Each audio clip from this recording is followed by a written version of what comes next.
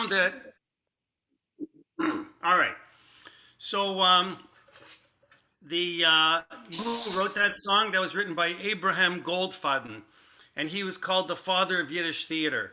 And he wrote it in 1880. I didn't know it was that long ago. I thought it was like a more recent thing, but it was written back in 1880 for an operetta called Shulamis. And anyway, okay, it's enough of that. So why are we really here? We're here to talk about Kashrut and how things in Kashrut can make you absolutely crazy, and it can. And when I left you last week, you thought I forgot, but I didn't forget. I asked you. See, Leonard's laughing already. He remembers. What was the question, Leonard? It had to do with the fried schnitzel. Remember, Esther? Yeah, What? yeah, but I don't recall specifically. It was had to do with mixing. I don't even remember. Nobody did homework. Something. You had homework to do. All right.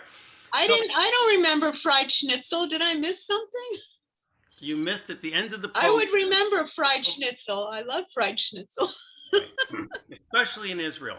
So there's a guy, and he's on Ben Yehuda Street, I said, and he's at Moshiko's or one of these places. Remember that, Faye? We went to Israel and we get the falafel and they put the French fries in it and they stuff it in. It's gewalt. Anyway, so you have a fried. I think Sandra was with me once in Israel. We stopped there at Moshiko's also. I always take everybody there on a tour. I always say, let's go there. Anyway, some of the places in Israel, actually, they have a Teudah Kashrut, and if you know anything about Israel, you know that you got to look and see what kind of Teudah Kashrut it is. I see nods of the heads. There's a Teudah for Kashrut for the Rabbanut, and there's one that's for Sephardic, the poskim that hold by Badats, of course, and then there's all kinds of others. So the story goes like this. I don't know which group was with me on this tour. In fact, I don't know. Anna, maybe you were on this trip. I'm not sure. Anyway, we're in Israel with Rabbi Shaima on this one. And the driver, everybody remember Shmulik? So he says, okay, we're going to stop at this great place. Everybody's going to love it. So we go in, and he says, for those of you that want dairy, you go on the right. And for those of you that want meat, you go on the left. And they had two buffets simultaneously going on. Absolutely insane. And I turned to the rabbi and I said, this doesn't make any sense. He says, well, I guess they do it that way here. But I said, but you can't separate at a table. How does one person's reaching in the other person's food and dairy and meat?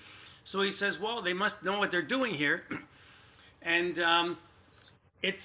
they didn't know what they were doing. They had a Teudah that was not, it was as good as the Teudah Burgerim. Remember that? Face laughing. All right, anyway. So, because if you buy meat in Israel, I can tell you the meat is 99% kosher, even if the place isn't kosher. Because that's what it is there. They have kosher meat. Unless you're buying from Muslims and you're buying halal, it's all kosher meat. Even they might be getting kosher meat. So what happens is, if you go into a McDonald's, all of the hamburgers in every McDonald's is kosher. Technically, the meat is kosher, but that's not kosher because if they're open on Shabbos, they don't get a certificate of Teudah. So this restaurant, going back to it, people are taking dishes. They're going on the right side from a trip on the left side. And I look at the dishes, and the dishes aren't even the same. Like you would think they'd have yellow dishes for meat, so the dishwater meat, whatever. No, they're all the same. They're the same dishes. Everything's being mished together. Dairy, meat, this, that. I turn to the rabbi. I go, what do we do? He says, Zug nicht. At this point, it was already, okay, so this is, I taught you last week, I taught you an expression, and I taught you b'di'eved. B'di'eved means on your way. You've already done it. It's already happened. It's too late. And there's another word that I taught you last week. I'm giving you a refresher course, and there's no charge for this. And I taught you the word lechatchila. Lechatchila means to start with. And we're going to talk more about that today. All right, so now it's b'di'eved, or b'di'avad for an individual. B'di'avad, you're in there and you're taking your food. Your food's kosher, but trust me, none of the dishes are kosher. There's a great story about Rabbi Talushkin and what's his name? They're good friends. They wrote a book. He wrote the book 9 Questions. I'm trying to think of his name. Anyway, the radio host in California. I'm trying to think of his name. He's very controversial. Anyway, they're sitting there and they're having a discussion, many discussions, of course. And he said he got invited. Dennis Prager, and he got invited to somebody's house, and the person apologized to him and said to him, "I'm sorry, I'm giving you kosher food, but the dishes aren't kosher." And he said, "Okay, I promise I won't eat your dishes." In other words, it's already too late. You've already got the food in front of you. The food's kosher. What are you going to do? Kind of a thing, right? All right. So you're in Israel, and the guy's got your schnitzel in the oil, and he's frying it, and the thing, he's putting it on the plate. It's a paper plate, okay? And beside you, there's somebody else, and they're ordering a falafel. They want a falafel.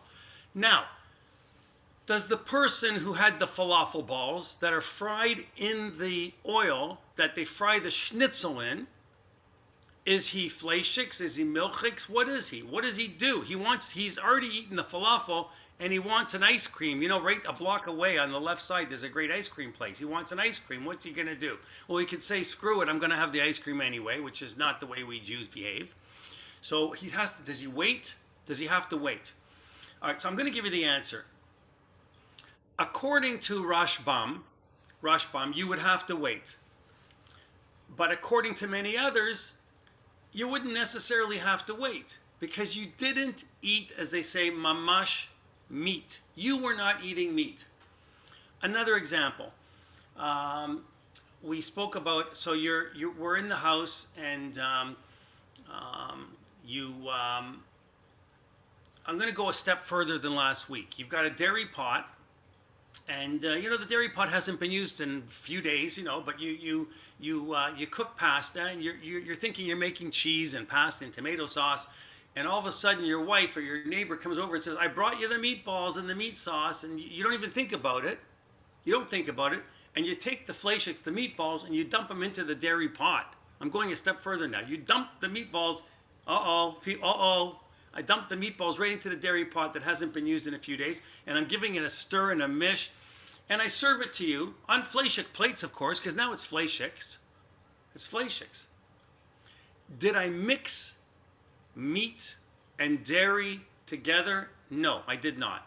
What I did was I took meatballs or meat sauce, and I dumped it into a dairy pot that hasn't been used. Eno ben yomo. We learned that expression last week. It hasn't been used. Yomo, from the word yom. It hasn't been used at least in 24 hours. And I put the meat sauce into that pot. You know what I've done? I've technically trafed up the pot. I didn't turn that pot into a fleishik, into a meat pot now, because it was a dairy pot. It was designated for dairy. So you are allowed to eat the meat sauce pasta that you cooked in the dairy pot because it wasn't done intentionally. We talked about intentionally, b'diavad, and lechatchila, on purpose. And it wasn't done intentionally. It was an accident. It was a mistake. So you can eat that mistake, but then you have to do what's called hagalah. You have to kosher that pot before you use it again. You've got to put water to the top, right to the top, to the brim, boil it, and when a little bit boils over, that's when the pot is kosher. You bring it to a full boil, and you've koshered the pot, and then you can go on and continue to use the pot. You don't have to throw the pot away. If it's a regular stainless steel or copper or any of those metals, you can use it and kosher it. But if it has a coating on it, meaning a Teflon coating, you can't really kosher it. There'll be people that will say, well, look the other way and you can do this and do that and do that. You can't. You have to throw it away or donate it to somebody or give it to somebody, Better to give it to a value village and then But anyway, so the answer to the question about the schnitzel is you've not really mixed meat and dairy together. What you've done is you've eaten a falafel that was cooked in oil that once had meat cooked in it. But what is your status? Your holy status. What's your status? Are you now meat because you ate that falafel? You didn't eat meat. You only ate the falafel. The answer is no. Not really. You're actually not. And you don't really have to wait. I'm telling you, you don't have to wait. But here's the question. If you said, I want to have a separation, I want to wait an hour. So then the Kadosh Baruch Hu isn't going to blame you. He isn't going to say, why are you building a fence? He would say, good for you, all the power to you for wanting to have a separation and wait. But you certainly don't have to wait into the 6th hour, or wait 4 hours, or 3 hours, or 5 hours, whatever your custom is in your minhag for your family. So now that we've covered that, you know, you go to someone's house and you're a vegetarian, you're not a meat eater, and you eat in their house and you're having, you know, they're all eating meat. It's Friday night, they're all having chicken. And by the way, in Talmudic times, if you read in Chulin, Chulin is the last book of the Gemara. There's a machloket, there's an argument about chicken, fowl, whether it's really meat or not.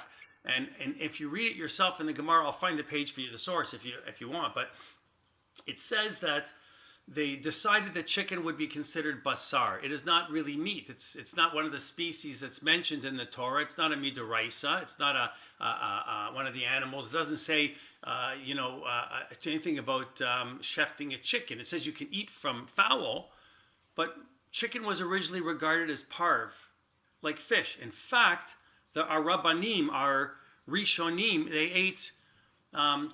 they had chicken parmesan. They got to eat chicken parmesan. They would have chicken and cheese together, you know.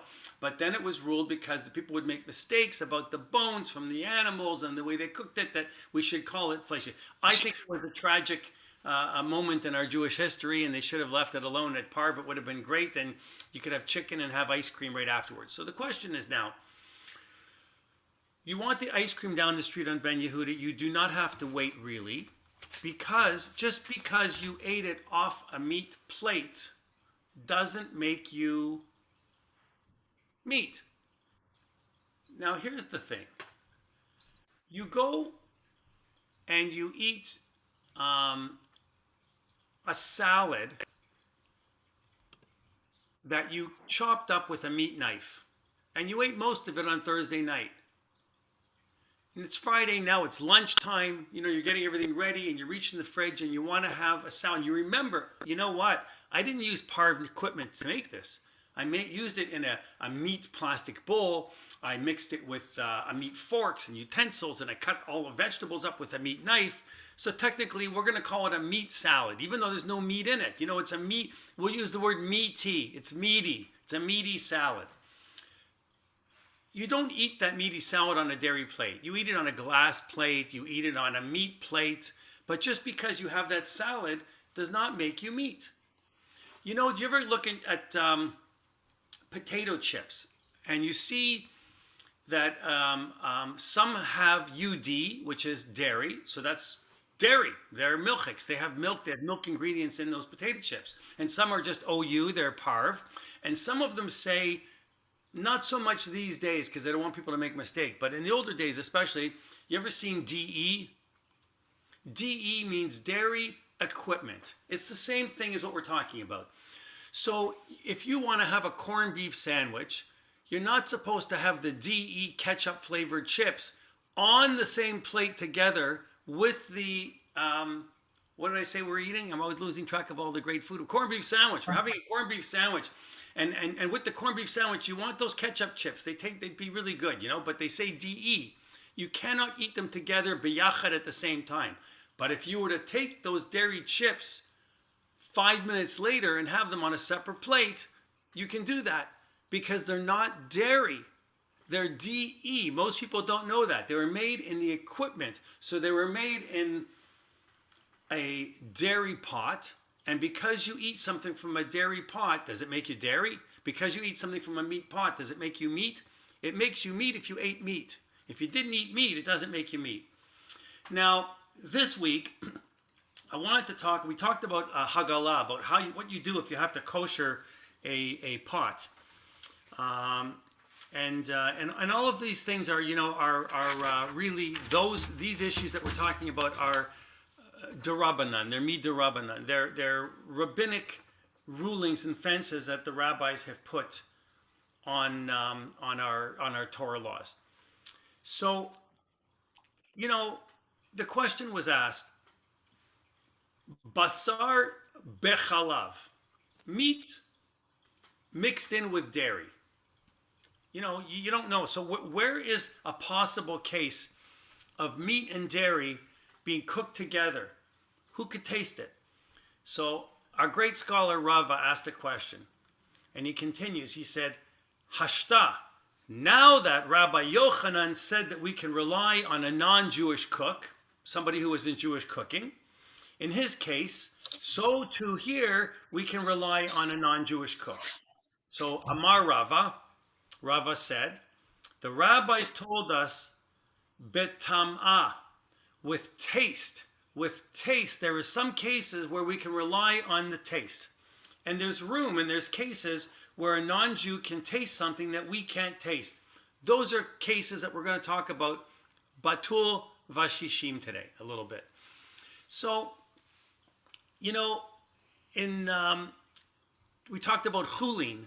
Chulin is a very popular Gemara text, that book for the laws of Kashrut. So it says in there, we can rely on a non-Jewish cook. What does that mean, rely? It doesn't say he can cook for us. It says we can rely on him. Afal gav, even though he's not Jewish, how can you rely on him to know what's kosher? And the answer is, since he's a professional, this was in the days of the Gemara, keep in mind. We don't do this so much today, but this is where these laws came from. Since he is a professional, they use the word he, by the way, they don't say she. You notice that? There were no women in the kitchen back then. All the men did all the cooking, I guess. But he says, since he is a professional, he won't lie. So what does that mean, he won't lie? He won't lie because his reputation would be at stake as a professional chef. So let me give you the example. And no frum person is going to do this, and none of us are going to do this, okay? But, all right, you're on a cruise ship.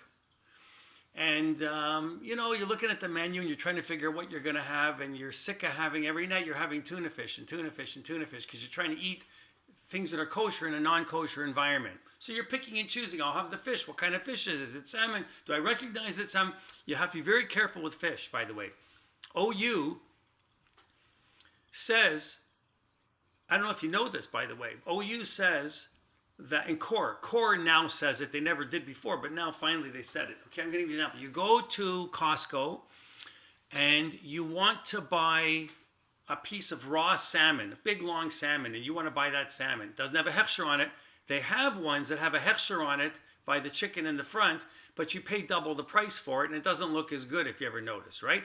So you want to look. So, it used to be like this. When I would see the frum people, I walk over and I buy the salmon for me. I buy that salmon. I'm going to explain to you why.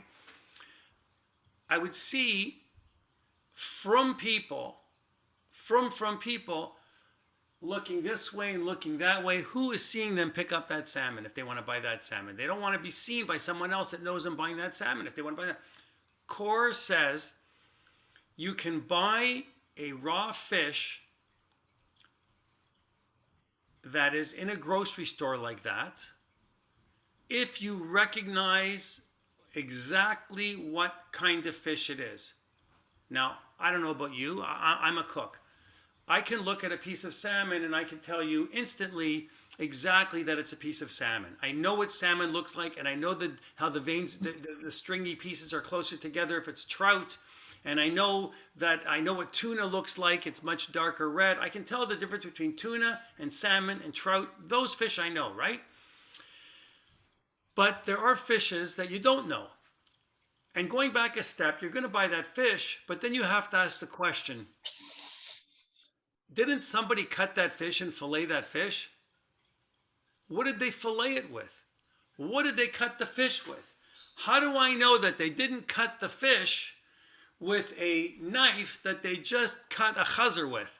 Like, how do I know? It's back there. Maybe they're slicing a pork now and they're slicing a fish tomorrow. And the answer is, Core and OU know that doesn't happen. These are big, huge, commercial, professional organizations.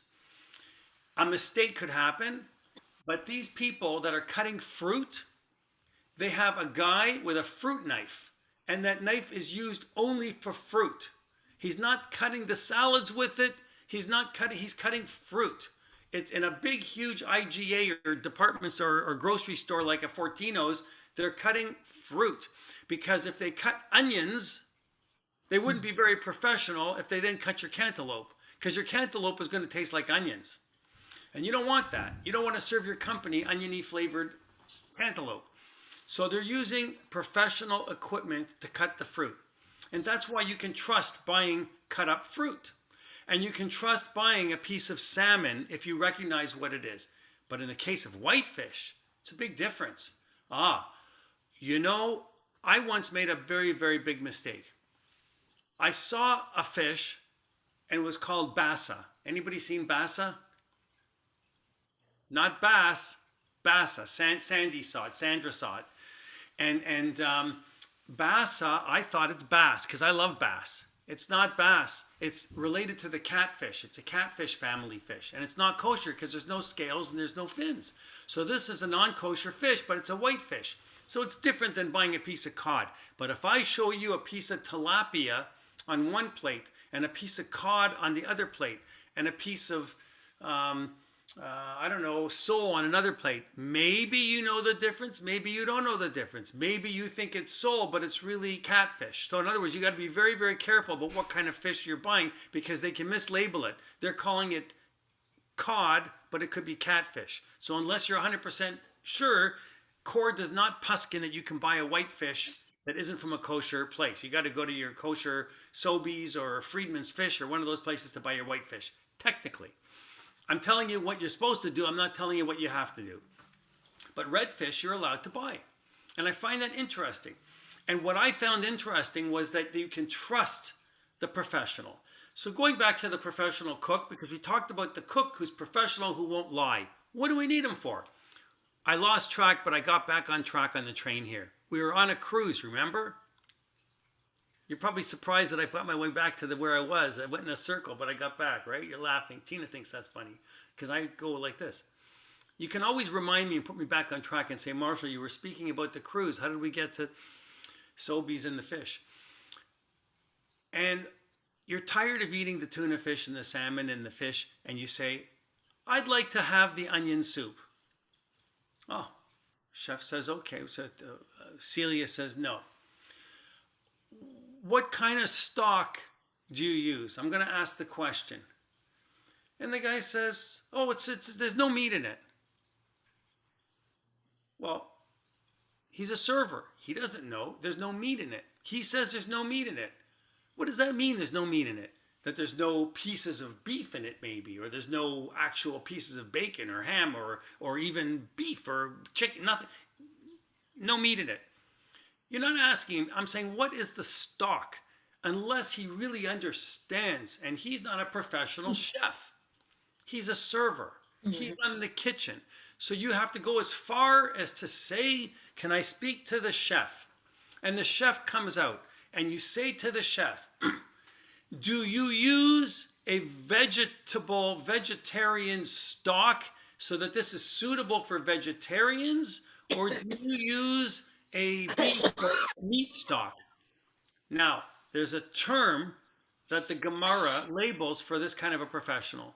And it's called, it's a great term because we're going to use it again later on. By the way, it's used when women are studying, and men, the issue of nida, separation during a menstrual cycle, and all of the laws and rules. They use this term as well.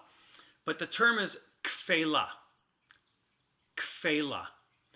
A kfela is a pro. It's a professional who would never risk their reputation ever on lying to you. So I think today more cruises and more vacation spots, because there's so many more vegetarians and people that are being more respectful, not wanting to eat as much meat, that they're starting to put V's on menus, V's like for vegetarian, vegan. So these are professional organizations.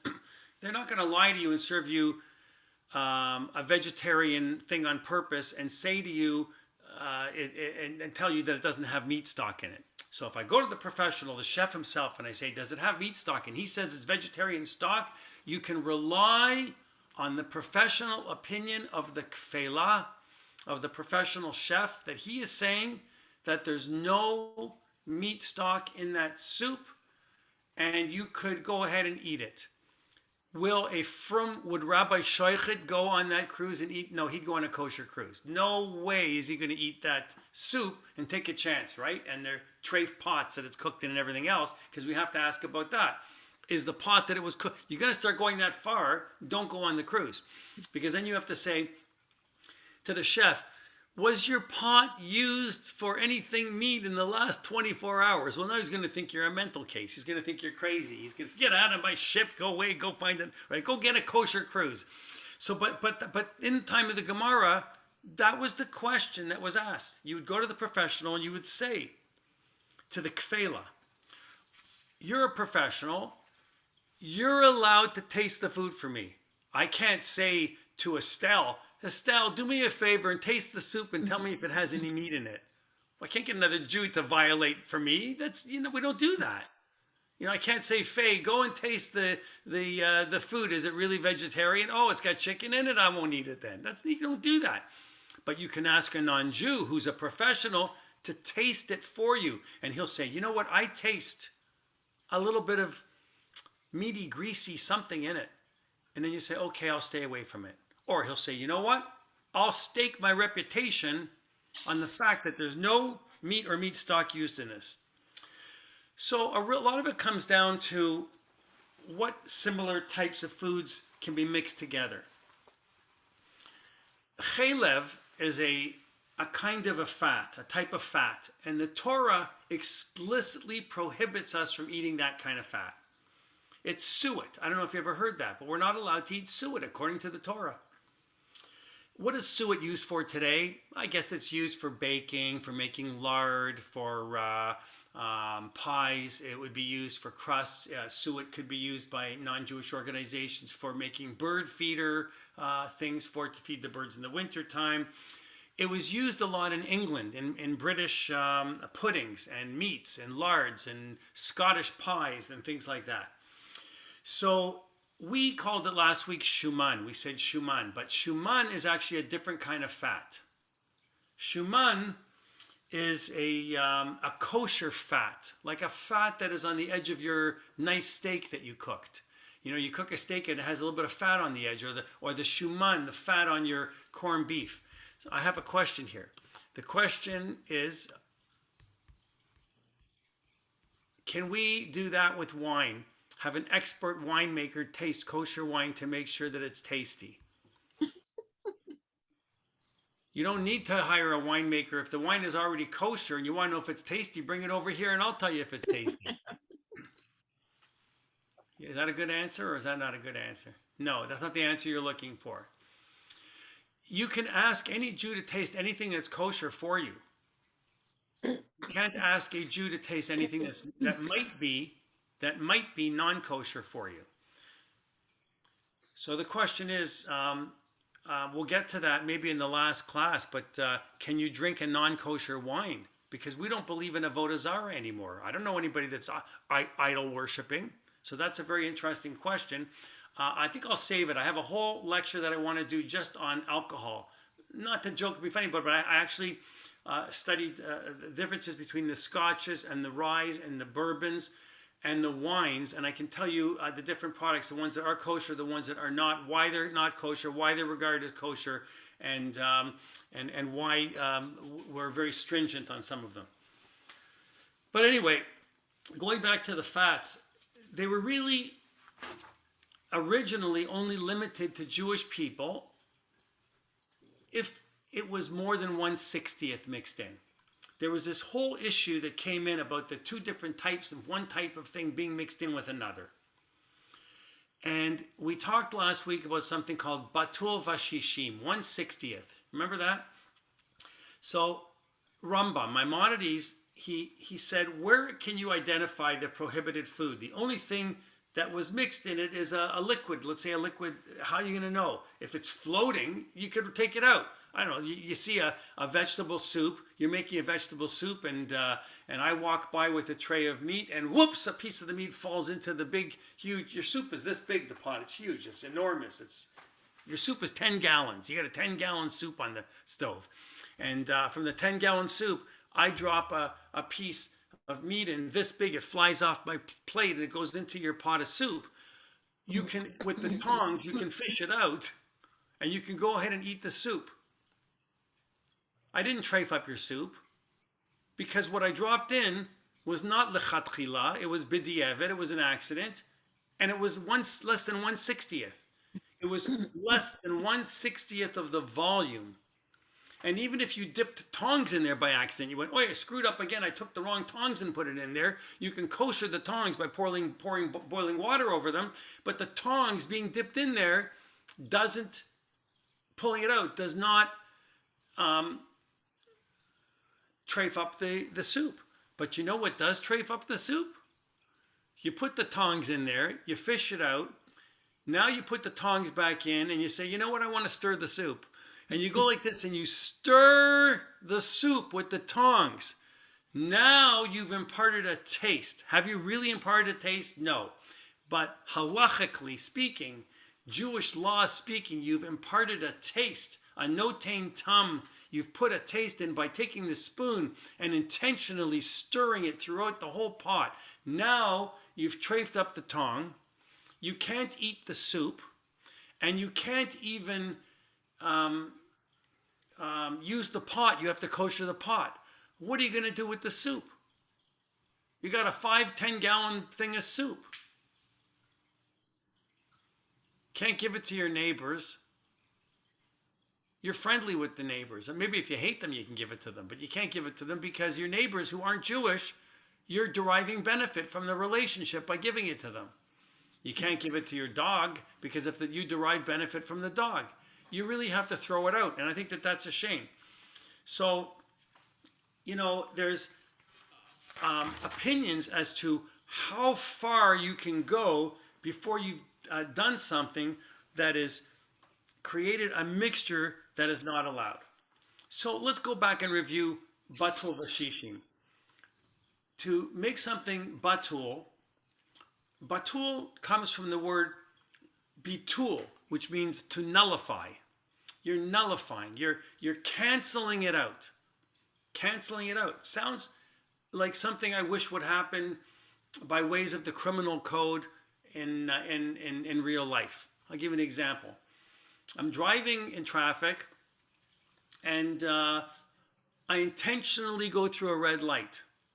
And the policeman's right behind me, and I hear the siren. He pulls me over, and he says, do you know you went through a red light? And even if I were to be a bad person and lie to him, he can see I went through a red light.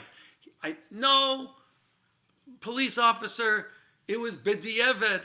I thought it was going to turn green any minute. It was going to happen, and by accident, I drove through it. It wasn't on purpose. It wasn't intentional.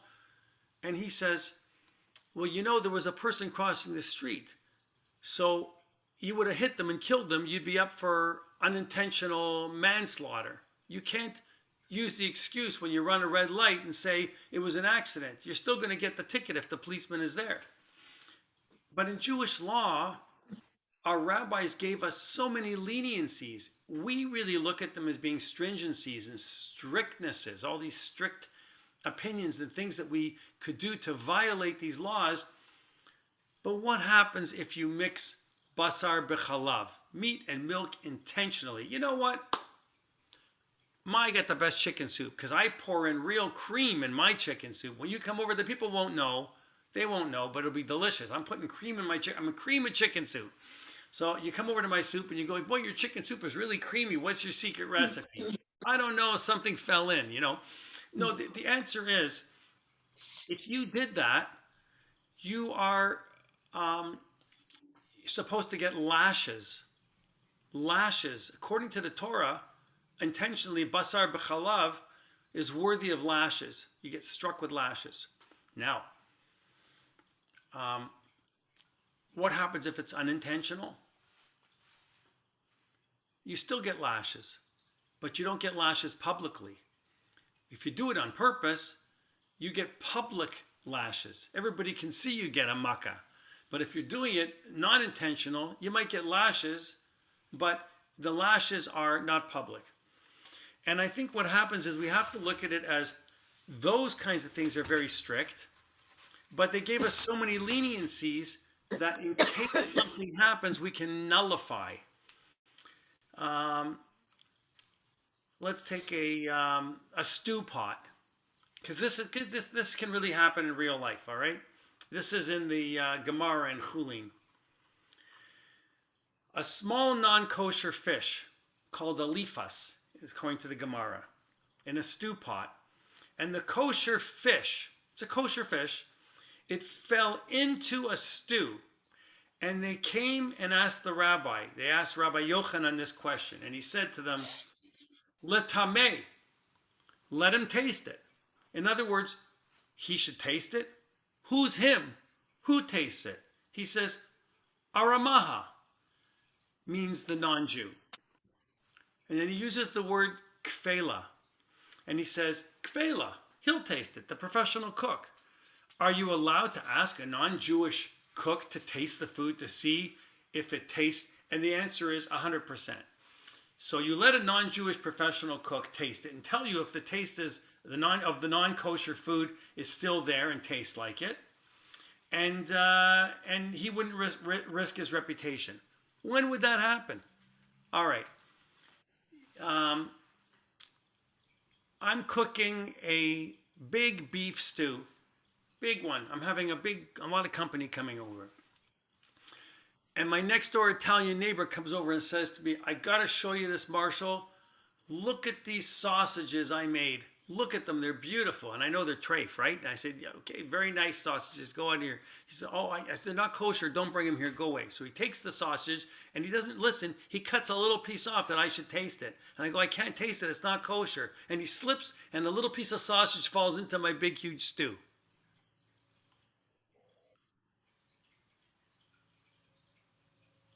In life, like I'm not saying that it's going to happen tomorrow, but if it happens, what do? You're going to throw out your whole stew? Can you serve the stew to your company? Can you eat the stew? Yes, no, somebody say something. Karen's got the right answer. Karen Shane, 100%. Yes, you take the meat out from the pot and then you can serve it. Right, so it has to be sitting on top. It's sitting right on top. It's sitting there. It's floating. You can visibly see it. You take it off. It's batel v'shishim. It nullifies it because it's more than 60 times the volume of the one little piece of treif, even if it's treif, and you take it off. Or you can ask a kfela to taste it for you. Well, I don't have any kfelas. So kfelas have gone by the wayside today. But where do we use it in real life? We use it in things like, we trust that if we go to a grocery store and we buy a cut up fruit, that the fruit we can trust is being done by professionals with that kind of a knife. And technically you're allowed to buy it and eat it. So we're going to move ahead and we're going to talk about something that I brought up last week, because I think we said we're going to talk a little bit past batel v'shishim, right? We're talking about mixtures. But I guess the question is regarding intentional and non-intentional. If you really believe that a drop of milk or a drop of cream is going to make a meat dish taste better, you already know the answer. You cannot intentionally drop it in there. You can't do that. But if it's unintentional, then sometimes there's a leniency. So the Gemara uses another one, which I love. It says, I've got my fire going on Yontif. I have a fire going and it keeps the place warm. And I'm a little bit exposed to the element. I don't have such a fancy house and some of the roof is open. I was in Cuba one time in a home and the whole courtyard of their home was open to the elements. If it rains, they went inside this little area. But the actual area that they sat and they ate in of their home, the walls were around it, was all open to the outside. I thought it was beautiful, but when you get a bad weather, it's not so beautiful, of course. And a twig from a tree falls into your fire on Yontif, falls off the tree and goes into your fire. Well, that's adding wood to the fire, isn't it? It's adding wood to the fire on Yontif, technically. But you didn't add too much. You didn't say, I'm going to intentionally go and take sticks now and start feeding the fire more. Well, since a twig fell in, I'm going to add more. It happened. It was an accident. It went in there. So the Torah says, specifically, don't have meat and milk. You don't have it together. So we shouldn't look for ways to try and cheat. We're not supposed to look for the angles and the ways to say, well, I'm going to just slip it in with over my shoulder. I didn't really see it go in. I spilt it this way. Because we have shinuis in life. You ever heard about a shinui? It's a twist, a different way of doing things. Shabbat is filled with shinuis. When we shovel at a grave, we use the back of the shovel to show it's a different kind of shoveling. We use the back. That's called the shinui. It's a different thing. A doctor has to write a prescription on Shabbos. He has no choice. It's pekuach nefesh. He has to write a prescription. He does it with the shinui. So maybe he'll take one of his letters and he'll draw it differently, or he'll do it with a pencil, or he'll do it with something non-permanent, or in Israel, they even had this ink that was, they'd say, go fill it right away, because it was an ink that would go invisible after a certain period of time, and they'd say, fill it, and I don't know if they still do that, but people go up with Meshiga things, but there's always an angle, there's always a way. But the way the Frum community works, the way that the stringencies work, is they're finding so many leniencies. You've seen Shabbos lamps. You turn them and the light goes off because it's covered by anybody seen that? You have a lamp. You don't? You haven't seen this? I'm surprised that everybody here doesn't own one. I have 3 or 4 of them. So that you can buy it at the source. So if you're a person that doesn't want to turn lights off on Shabbos, they have lamps, and you turn it and it covers the bulb so it's dark. And when you open it up this way, it exposes the light. You're allowed to expose a light. It's like opening a curtain. So because it exposes it, then you're allowed to use that light on Shabbos. Same thing, by the way, with bulbs now. They've come out with bulbs now, bulbs that you screw into anything you want, and it has a slider on it, a mechanical slider that you move, and it covers the light from the bulb, so that the bulb is up here. It doesn't get the light because it's covered down here. So you're allowed to, you can close this, like closing a light on and off, halachically according to Shabbos. So the thing is we always find these rules. So don't look for things to do to cheat. But generally speaking, if you're not adding something intentionally, then it isn't necessarily, it's not a Torah violation for sure, because you're not intentionally cooking meat and milk together. And at worst, it's a derabanan. It's a violation that's only of a rabbinic ruling, and you wouldn't get lashes for that. And I'm not going to come and give you lashes anyway. But we're not allowed to nullify anything that is ideally not kosher. You're not supposed to do that. There's prohibitions from the rabbis that say. So let's say that milk imparted a dairy taste. It gave a little bit of a dairy taste, and it would be prohibited on a rabbinic level. You dropped a drop of milk into something in the mixture, it's only at a rabbinic level. Moving forward, because, there's something called notain tamlif gam. I don't know if I mentioned it, but it's the first time I said about how something can impart a bad taste, like using a pot where the taste that has been imparted has a negative taste. When would that happen? The only thing that the Torah says is it says something at the end of Sefer, at the end of Bamidbar, that something is prohibited is kedera bat yomo, which means using a pot that you got from an enemy camp. So, back in the days of armies, when they would fight and they would win the what do you call it? The spoils. I guess the spoils. You get to take all of their stuff. One of the things that they would take was they would take the pots and pans. Well, they're useful. Why not? They're your enemies. You're taking everything away from them. You don't just want the tanks and the guns. I want their pots too. So I take their pots. you have to kosher those pots. You have to make sure that you don't, now you're in the wilderness, you say, oh, Baruch Hashem, I finally have a pot I can cook in. I'm going to take the pot and cook something that day with it that you just took it from the enemies. You can't use it that day. You've got to let a 24-hour period go by before that to make sure that there isn't a imparted taste. So the question is there really a status of an imparted taste? You know, it's hard to remember which pot in the house was used when, and did you use it for this and did you use it for that?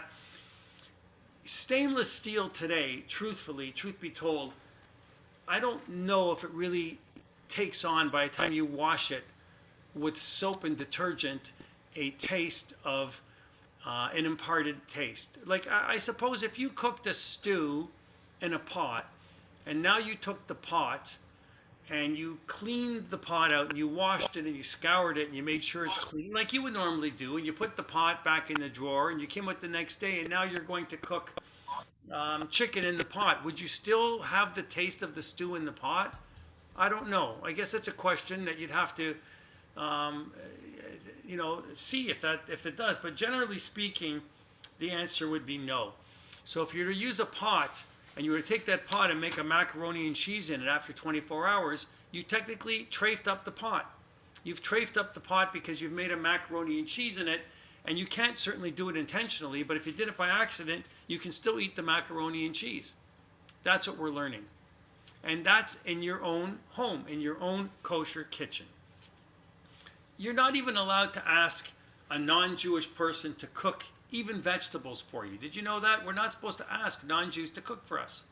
So how do we have these rules in restaurants and kosher restaurants? You know, if you go to, I don't know, I'll be politically correct, but if you go to the kosher Chinese restaurant, Golden Shops, I'm not a fan of their food, I have to tell you. I find that everything's just cabbage and onions. They never put, they're not allowed to eat an asparagus, you're not allowed to have a broccoli, there might be an insect, there might be a bug, there might be this, there might be that, all you get is stems and sticks. But anyway, if you like the food, how is it that they have all these non-Jewish people cooking the food that you're eating and you're buying it? How is that possible? It's a kosher establishment. Is it enough that it's owned by a Jew? No, actually it's not. The real ruling is that they do this to make a living, and you can have an intervention, which means you're doing something to participate in the cooking. You know, if you turned the stove on, they can't cook without you turning the stove on. That's why in shul, we have these mashgiachs. In shul, they insist on coming in and being the one before Shabbos to turn the oven on. They have to do it. They have the keys. They have to do it. They're not allowed to have a non-Jew turn it on. You're not allowed to have him work for you on Shabbos. What about non-Shabbos? What about on a Wednesday or a Thursday?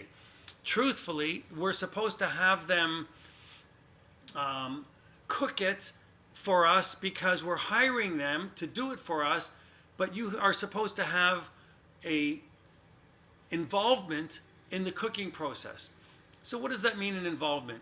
Even if it was a fire in a wood stove and you were cooking on a wood stove and you took a stick and you threw it into the fire, that would be considered enough of an involvement. Even if you stirred it with the spoon, you stirred the soup or the stew or the food that they're making for your senior that the caregiver is looking after, and you stirred it once, that would be considered enough. Even if you cut some of the vegetables up for the person, the non-Jewish person. So we're not going in and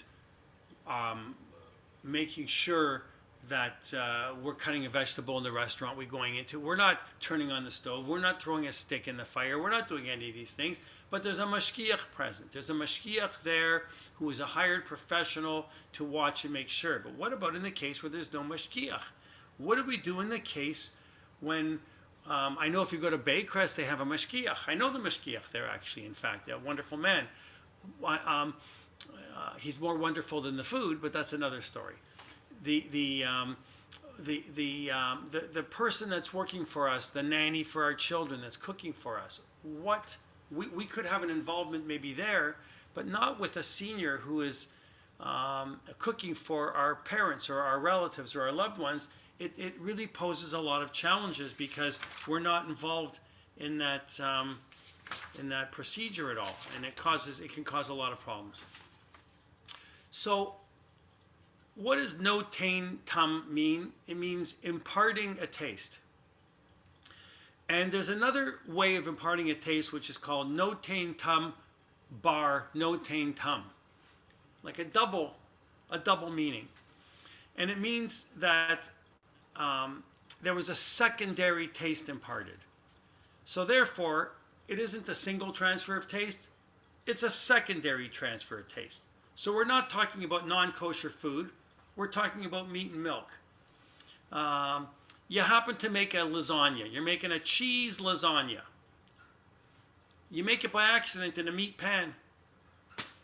The food is kosher as long as the pan hasn't been used in 24 hours. It's shocking, isn't it? Is anybody shocked by that? Nobody? You are, Noreen? Okay, Noreen's shocked by it. When I learned it, I was shocked by it. You're not doing it intentionally. It was an accident, but the pan will have to be koshered because the pan was even if it was Eno Ben Yomo. But what happens in a weakened state? A second transfer, a transfer of taste. Fish is being placed on a meat plate. We talked about that. The plate had meat on it previously. The day before, it had meat on top of that plate. The Gemara says you can't eat the fish with dairy together because it's assumed to have a meat taste. But you can eat it with something dairy. So you're cooking fish on a meat in a pot, and you put it onto a plate that had meat on it previously. You're allowed to eat it with dairy on the same plate. How is it even possible? So the Gemara goes on to say it's not possible, it's forbidden, because the taste of the meaty taste with the fish and the dairy will all be mixed together. So what kind of contact did the fish have with the meat vessel? Can you have the fish with dairy? Can you have the fish with meat? What do? You cook the fish on a meat plate. You put it into the oven and you cooked it and it got heated up on a meat plate. And now you want to eat it. What are you allowed to eat it with? So there's three opinions. One opinion is the one we went through, which is you cook the pasta in a meat pot.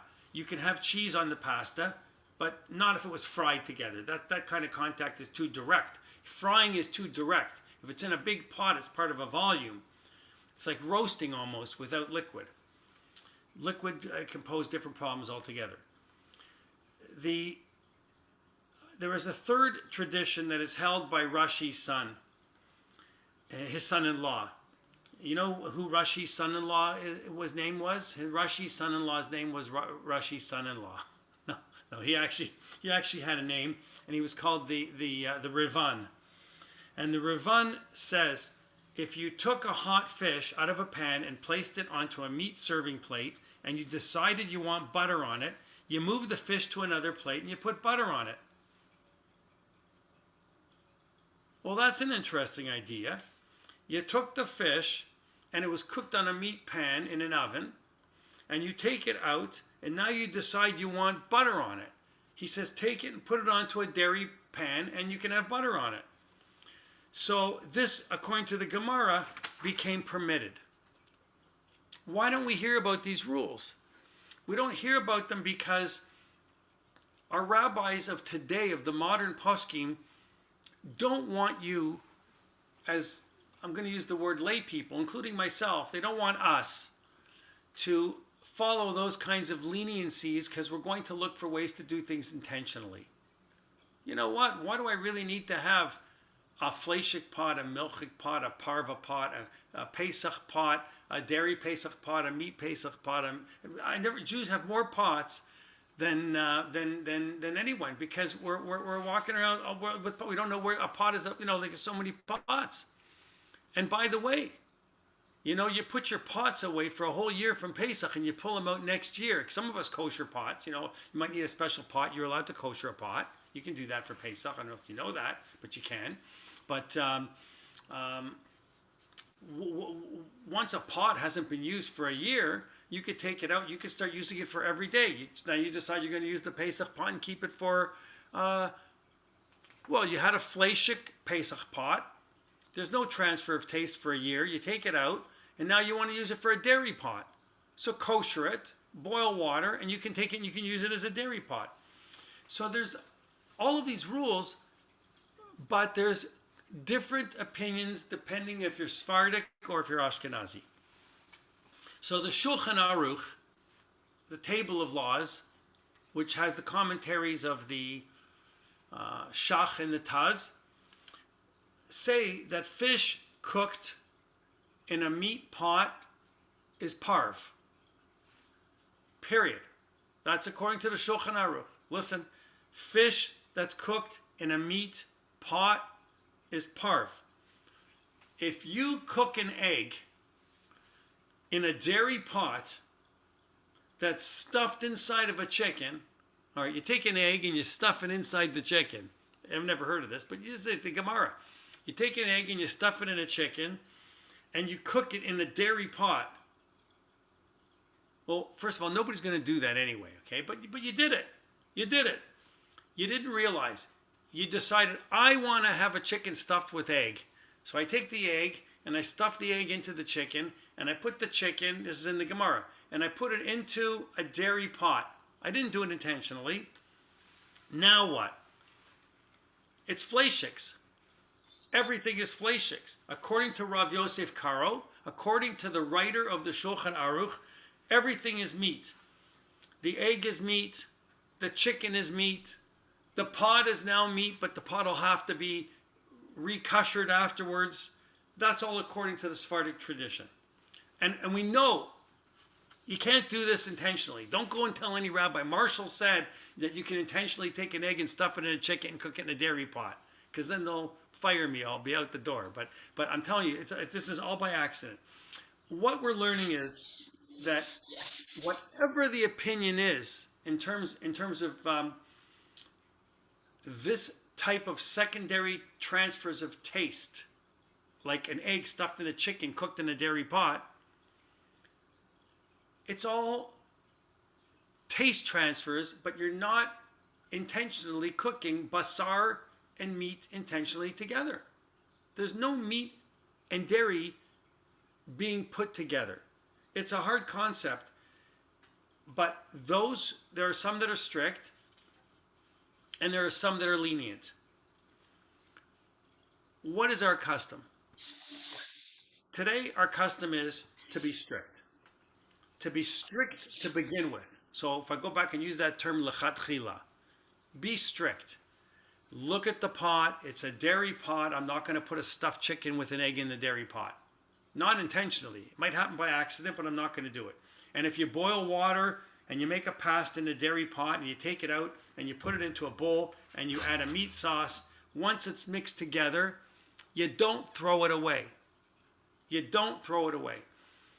But don't do it on purpose. Don't intentionally take it and say, I'm going to intentionally do this. So most follow the idea of the UD, the UD dairy equipment, that you don't mix them intentionally. It's a very good example, the potato chip example, because DE or UD means dairy equipment. Dairy equipment means use it for dairy. But it doesn't make you fleishiks. If you eat something that is not meat, that was cooked in a meat pot, tofu for example, you cook tofu in a meat pot and you do it intentionally on purpose. You like your meat pot. It fries better than the other one. You fry it up and you're frying it and you're actually eating tofu in the meat pan and you eat it on a meat plate. Where's the meat? There's a transfer of taste from the meat pan to the tofu, right? Technically. But where is the meat? There was no meat. Do you wait now because you ate tofu that was cooked in a meat pan before you can have a cheese, a grilled cheese. 20 minutes later, you want a grilled cheese. You're hungry. You had tofu. It didn't fill me up. It was cooked in a meat pan, but I'm not full. Can I have what do I do? The answer is, of course you can. You can absolutely go and have the ice cream or the cheese sandwich later on. It's 1 o'clock. I think I'm finished. I think you've heard enough of me about the dairy transfers of taste. You're fed up. You probably had enough of this. But We all want to go and have a grilled cheese now. all right. What I wanted to get across today was that in mixtures that are intentional, there are going to be mixtures that are intentional. Those are intentional mixtures. If you accidentally took a dairy metal tong and you put it inside of your meat stew to pull out some stew, and you're not stirring it around, you take a serving and take it out, kosher the tong and keep on going. If you accidentally cooked meat in a dairy pot that wasn't used in 24 hours, eat it. Don't throw it away. Kosher the pan, the pot. Vice versa, the same way.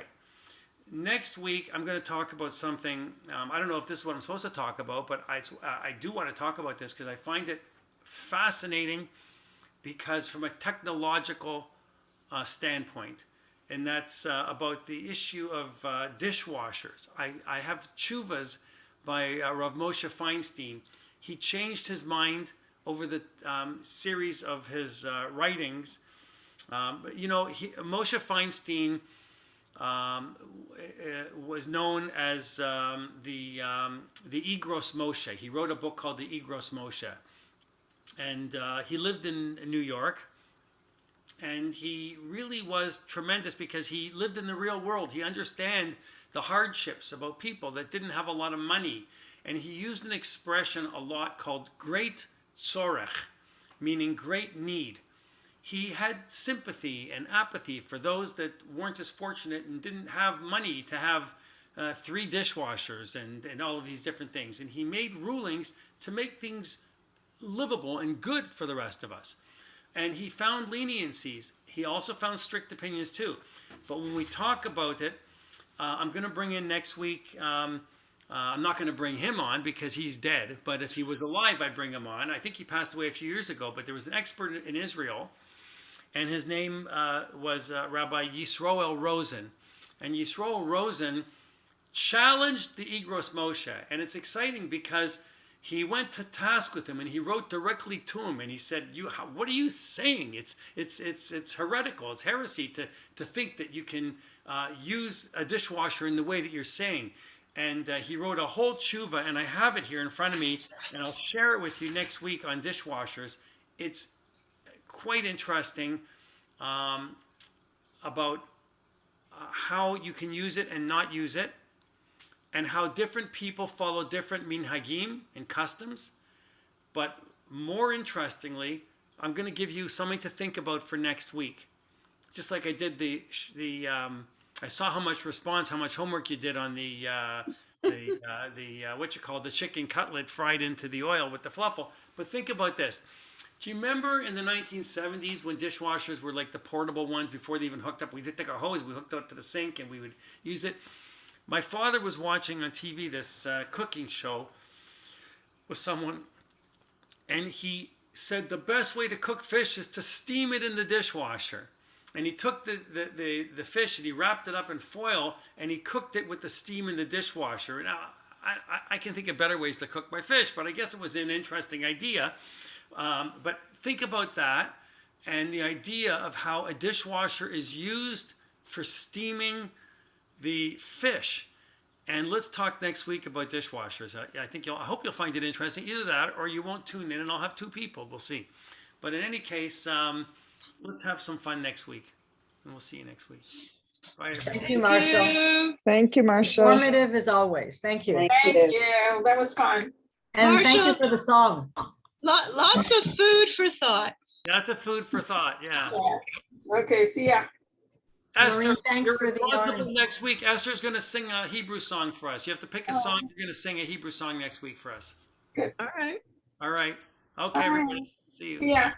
Bye. Bye-bye. Hi, everyone.